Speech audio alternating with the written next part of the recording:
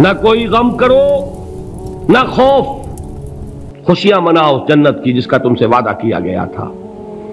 اللہ کی ربوبیت پر اطمینان جب انسان کو ہو جاتا، میرا رب اللہ ہے، ربی اللہ، انسان کے لیے نہ کوئی کھٹکا، نہ کوئی خطرہ، نہ کوئی خوف، نہ کوئی حزن۔ جو کچھ ہو رہا ہے کس کے اذن سے ہو رہا ہے؟ اللہ کے اذن سے۔ اللہ کے اذن کے بغیر پتہ تک نہیں ہلتا۔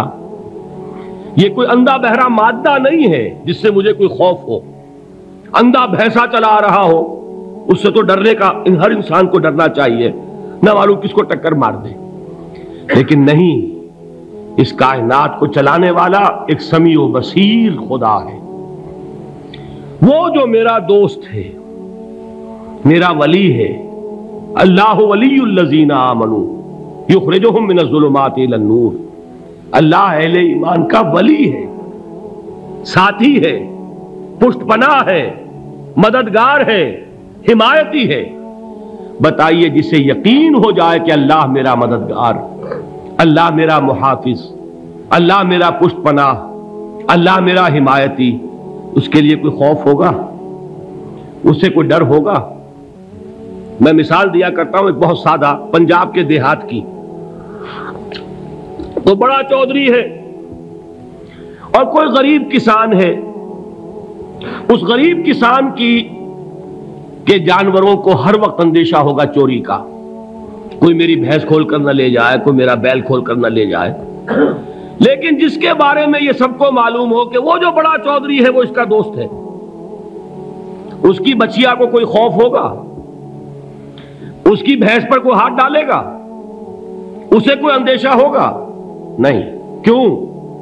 کہ وہ بڑا چودھری، بڑا اس کا یہاں کا سردار، جاگیردار، سب کو معلوم ہے وہ میرا دوست ہے، کوئی میرے خلاف اقدام نہیں کر سکتا۔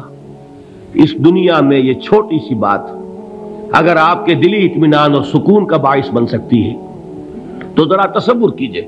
میں لفظ تصور استعمال کروں گا صرف اس لیے کہ اس کا ہم جس کو کہتے ہیں ادراک اور شعور کر نہیں سکتے، اگر کے ساتھ کر سکتے۔ اگر یقین ہو کہ اللہ میرا مددگار اور یقین ہو کہ اللہ ہر آن میرے ساتھ ہے، پھر کوئی خوف؟ کس کا خوف؟ کوئی شے اللہ سے بالا تر ہے؟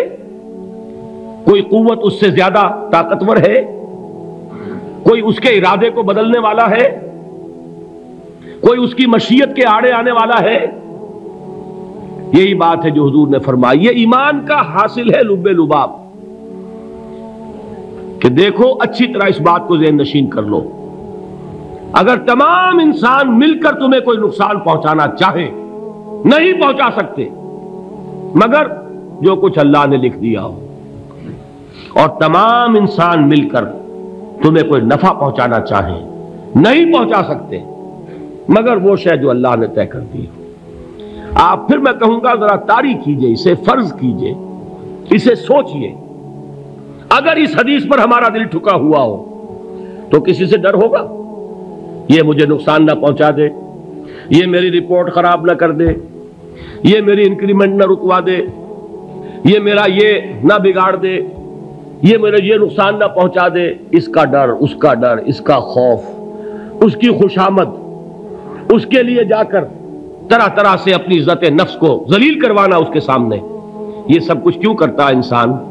جب سمجھتا ہے کہ اس کے ہاتھ میں میرا کوئی نفع ہے، اس کے ہاتھ میں میرے لیے کوئی ضرر ہے، یہ مجھے کوئی گزن پہنچا سکتا ہے، یہ مجھے کوئی نقصان پہنچا سکتا ہے، یہ میرا کوئی کام بنا سکتا ہے، یہ میری کوئی ضرورت پوری کر سکتا ہے، اسی کا نام شرک ہے۔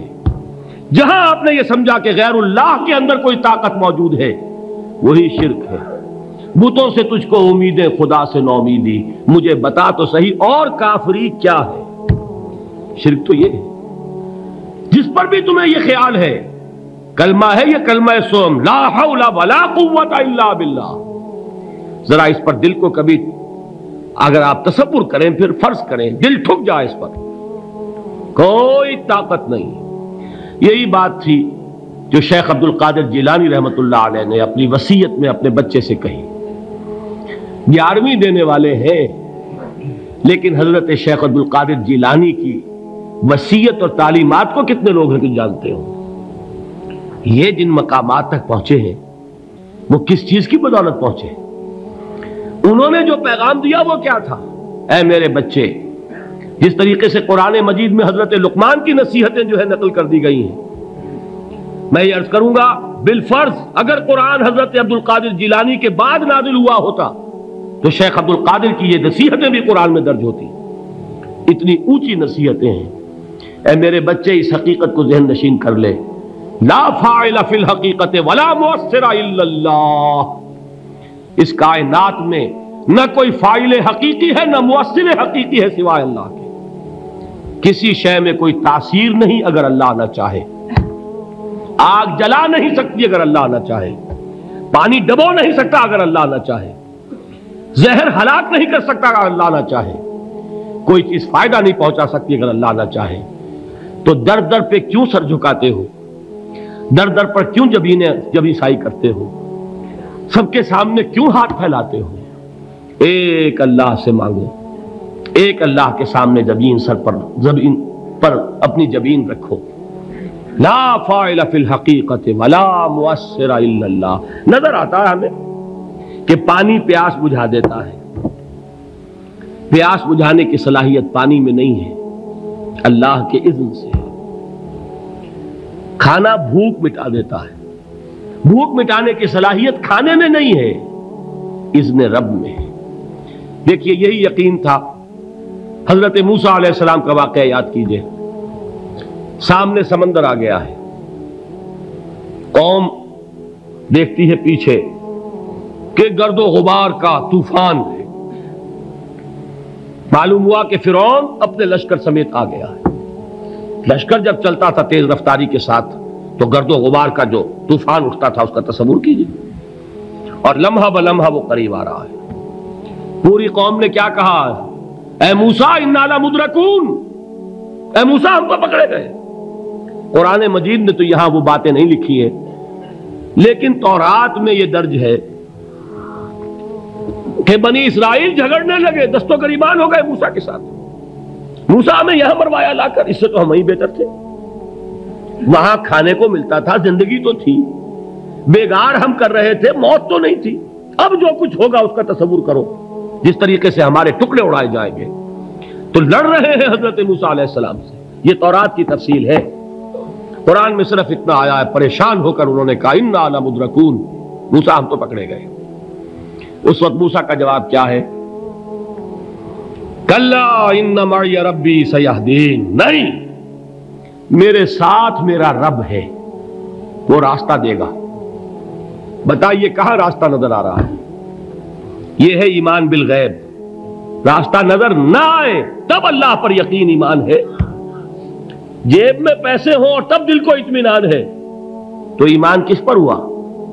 پیسے پر، اللہ پر نہیں۔ جب وسائل و ذرائع نہ ہو اور پھر یقین ہو کہ اللہ مسبب الاسباب ہے، وہ اسباب کا پابند نہیں ہے، وہ اسباب کا محتاج نہیں ہے، اسباب اس کے محتاج ہے۔ اگر یہ یقین ہے تو اللہ پر ایمان ہے، یہ نہیں ہے تو تمہارا ایمان اسباب پر ہے، وسائل پر ہے، ذرائع پر ہے، مادیات پر ہے، اللہ پر نہیں۔ اس وقت کہاں راستہ تھا؟ کوئی راستہ تھا؟ سمندر ہے اور ادھر سے لشکر آ گیا ہے۔ کلا ان معی ربی سیہدین۔ اب دیکھیے ایمان کہہ دینا آسان ہے، ہوا معکم اینما کنتم، جہاں کہیں بھی تم ہوتے ہو اللہ تمہارے ساتھ ہوتا ہے، لیکن اس کا یقین قائم ہو جائے تو زمین و آسمان کا فرق واقع ہو جائے۔ یہی بات ہوئی حضور کے ساتھ۔ غار ہے، چھپے ہوئے ہیں محمد الرسول اللہ اور آپ کے وہ یار غار ابو بکر صدیق رضی اللہ تعالی عنہ۔ اقبال نے حضرت ابو بکر کی شان میں چند اشعار کہے صرف، لیکن واقعہ یہ ہے کہ بھاری بھاری نظموں پر اور قصیدوں پر بھاری ہے، طویل ترین نظمیں اور قصیدے ہوں ان پر بھاری ہے۔ ہمتیں ابو بکر کی ہمت جو ہے، کشت ملت را چو ابر، جیسے بارش سے کھیتی اپجتی ہے، ابو بکر کی ہمت اور عزیمت اس امت کو اسی طرح سینچنے والی ہے۔ ثانیے اسلام و غار و بدر و قبر، وہ دوسرے تھے اسلام میں، دوسرے پہلے کون تھے؟ انا اول المومنین، حضور فرماتے ہیں سب سے پہلا ایمان لانے والا میں، دوسرے ابو بکر۔ ویسے ہمارے ہاں یہ چلتا ہے اختلاف، حضرت علی پہلے ہیں کہ حضرت ابو بکر پہلے ہیں، لیکن اس میں بڑی خوبصورت تطبیق قائم کی ہے علماء نے، اور بہت صحیح ہے۔ چار کے بارے میں فیصلہ ہی مت کرو کہ کون پہلے ہے، ان کی ایک عجیب تقسیم کر دی ہے۔ آزاد مردوں میں، بالغ مردوں میں سب سے پہلے ابو بکر، بچوں میں سب سے پہلے علی، خواتین میں سب سے پہلے خدیجہ، اور غلاموں میں سب سے پہلے زید ابن حارثہ۔ بڑی پیاری تقسیم ہے، یہ چاروں ہی پہلے ہیں، ہر ایک کے لیے اولیت ہے۔ اور واقعہ یہ ہے کہ اگر زمانی اعتبار سے تعین ہوگا تو پہلے خدیجۃ الکبریٰ آئیں گی رضی اللہ تعالی عنہ، کسی اور سے بات کرنے کی نوبت بعد میں آ سکتی ہے، پہلے تو اہلیہ محترمہ سے بات ہوئی ہے، آتے ہی پہلی وحی ہوئی ہے، ابھی تبلیغ کا حکم نہیں تھا۔ کس کو بتایا واقعہ؟ ابھی اپنی نبوت کی تبلیغ کا تو حکم ہی نہیں آیا، واقعہ کس کا ہے؟ وہ خدیجہ کا ہے۔ جب کہا ہے کہ خشیت علی نفسی، مجھے اپنی جان کا اندیشہ ہے، تو کیا جواب دیا خدیجہ نے رضی اللہ تعالی عنہا؟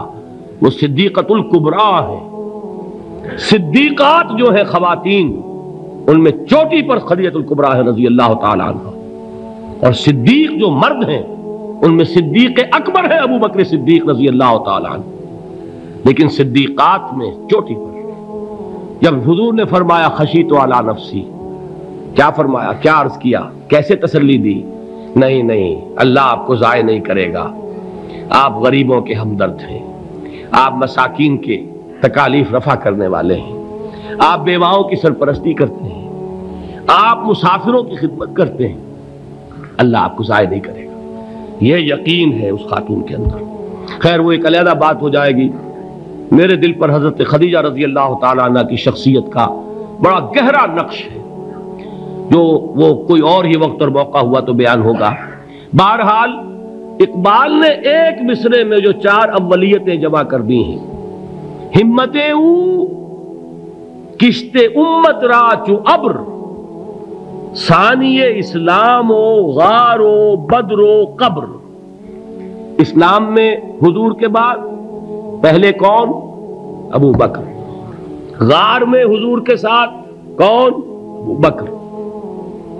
بدر کی رات اللہ کا رسول سربسجود، وہ جھاڑ، وہ گھاس پھوس کی جو جھوپڑی بنائی گئی تھی، اور وہاں تلوار ننگی لے کر پہرا دینے والا کون؟